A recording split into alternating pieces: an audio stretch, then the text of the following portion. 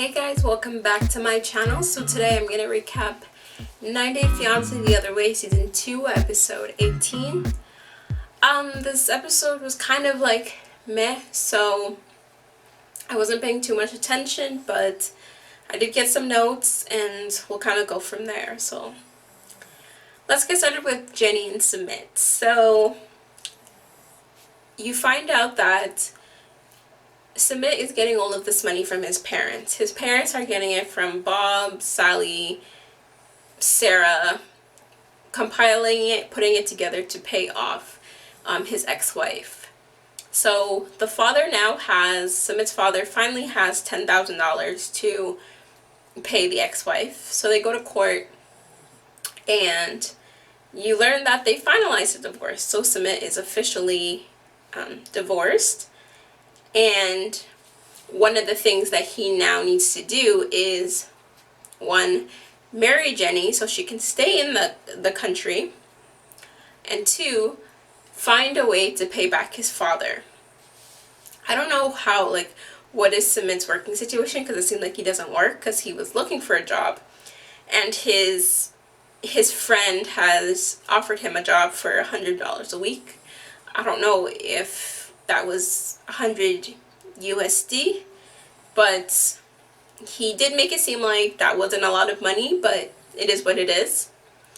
After the hearing, he also talked to his father about him marrying Jenny, and his father is still just like, I love when he refers to Jenny as that lady, like, you still want to marry that lady and blah blah blah, because it makes her sound old. But yeah, he still is very in love with her and he wants to marry her. And then they're planning to do the ring ceremony. So that's kind of it with them. Next we have Armando and Kenneth. There really wasn't much with them. They went to go in, well, Armando applied for I guess marriage license, or he did the paperwork, and they went to the office and they were denied. And it was, I still don't understand why, because they were saying that, let me see what I said. The law says that they can get married, but the Constitution hasn't approved of it yet, or says something else. I don't know if that's like the equivalent of like state laws and federal laws type of thing. Or on the other hand, for us, province laws and federal laws. So I was very confused about the explanation. But in order for gay couples to get married, what they have to do is go to the Human Rights Office and claim that it's like an injustice to their human rights, that they're not allowed to get married. Then I guess it gets overturned, and then once that happens, then it's like the government is forced to approve the marriage. It seems like that is a very complicated process. It seems like there's a lot of work involved, and getting married won't be as easy as maybe they expected. And Kenneth is now seeing the problems that he faces living in a different country that does not accept who he is. So that was kind of disappointing and really, really confusing. So next we have Ariel and Binyam. So last episode, where we left off, Ariella took the baby and said, like, I'm not giving him the circumcision. It is what it is. He's peaceful, like, he's great. So Binyam was like, he's really, really upset because he's just like, she just kind of took the baby and left. Like, she left the doctor hanging. She didn't even say goodbye. Like, we don't treat our elders like this. This is, like, really disrespectful. And, like, obviously Ariela's not thinking of it like that. So he rectifies the situation. He's talking to Ariella. And she's like, I don't want to do this. And it's almost like she's making it seem that, like, Binyam is forcing her to do this. Because this procedure is part of both of their cultures, where they're not necessarily clashing with cultures. They're just clashing based on, like, opinion. And his opinion is he wants to do it. Her opinion is she doesn't want to do it. And And one of the things I realized that Ariel does a lot is when she's in circumstances like this, it's always like my baby, like mine. When you get into parenthood, to become a partner, to have a partner to help you.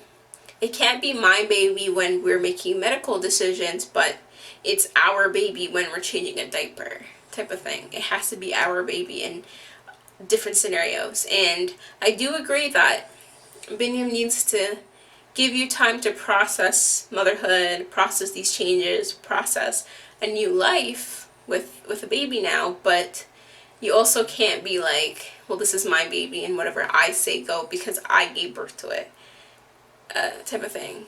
Even though, like, you want to say that, you shouldn't say that.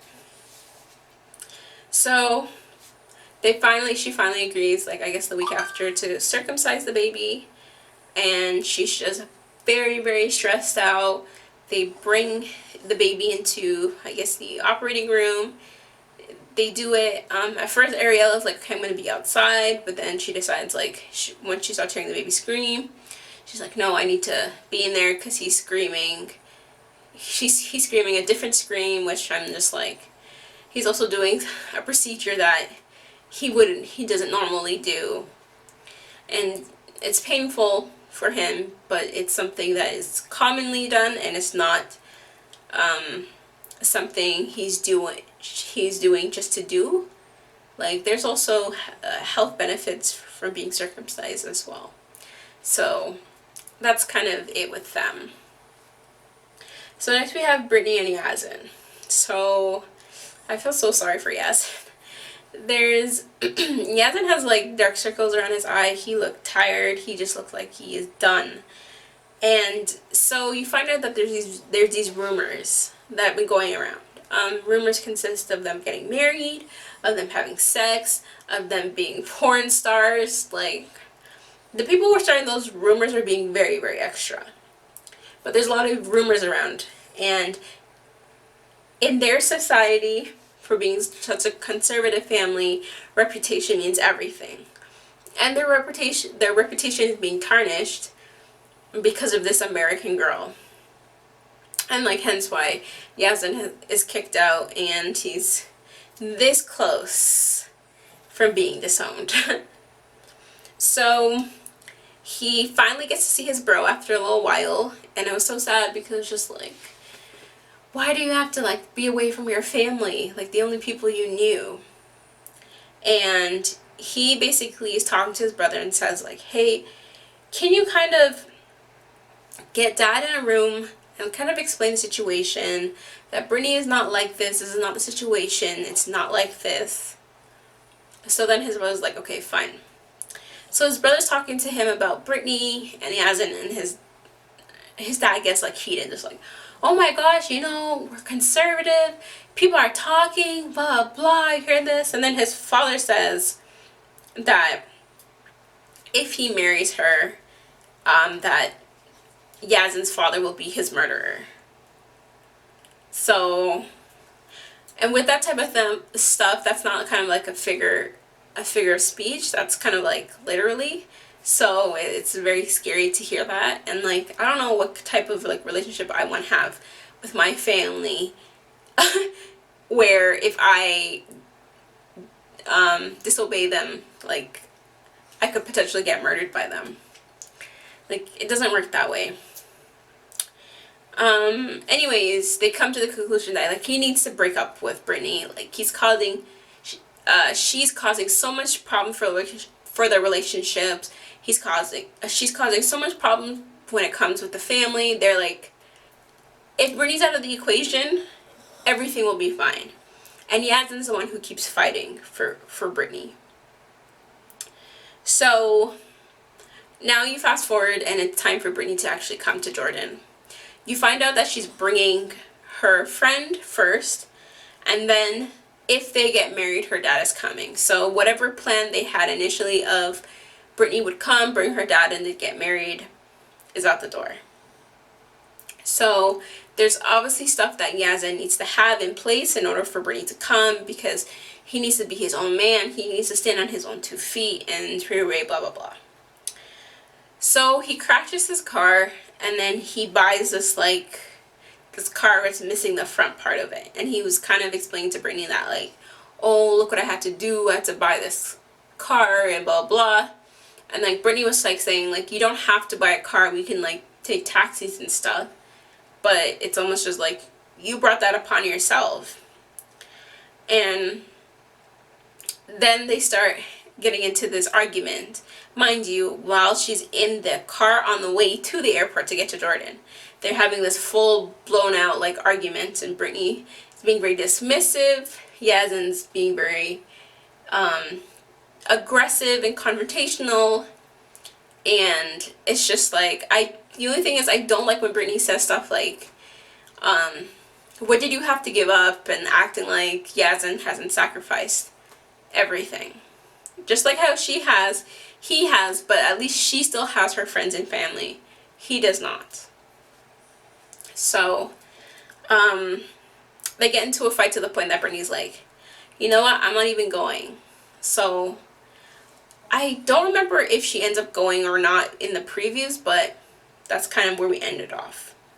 So next we had Devin and Ji Hoon. So, Devin meets Ji Hoon's friends, and his college and high school friends, and Ji Hoon wants to show his friends that like, hey, I'm a family man, these are my children, here's my wife, like, this is my life now. I don't know, Devin, she asked like the wrong questions, and like, to me she gives me like secondhand embarrassment, because she's talking to his friends, and then she talks about like, oh, like, has Ji Hoon always been this irresponsible? And like, I'm like, that's your man. If my friend's man, I was meeting him for the first time, asks me like, hey, is your friend always this irresponsible? Like, this is my friend, I'm not going to speak bad about her. And like, why are you trying to get dirt on my friend?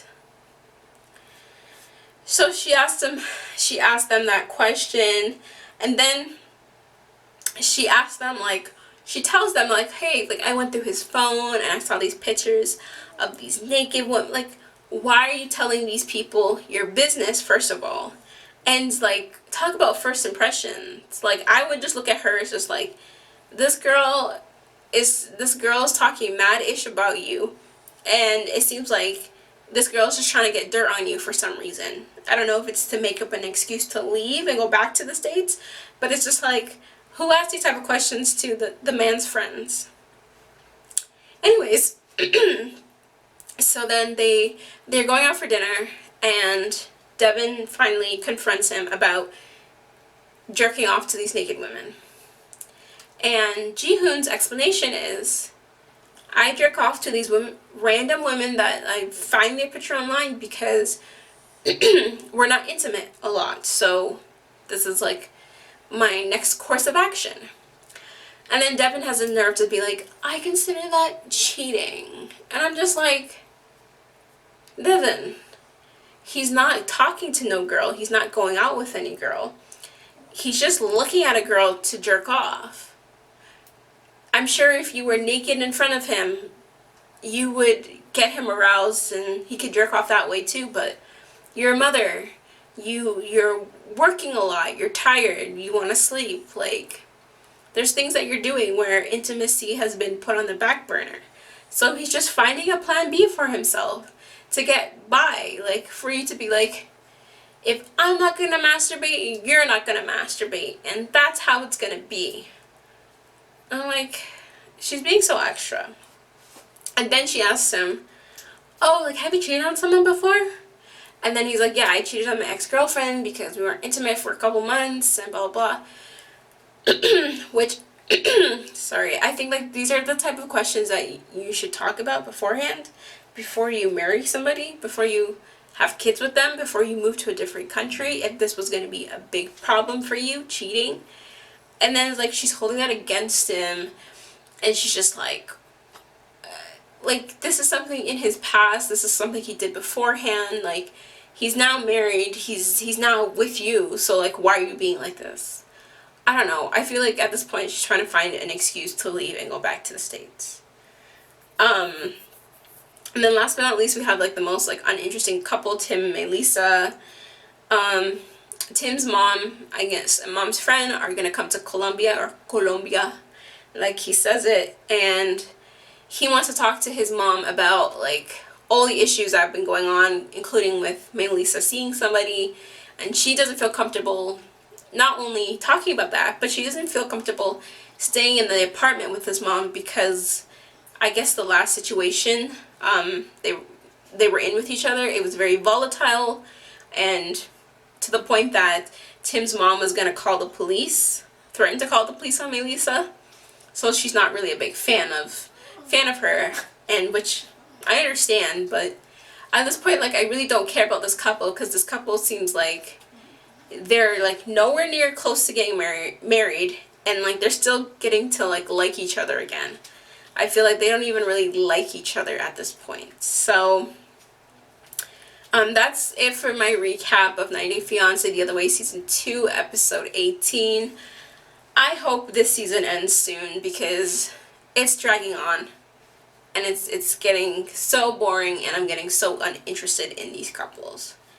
With that being said, don't forget to like, comment, and subscribe. Thanks for watching.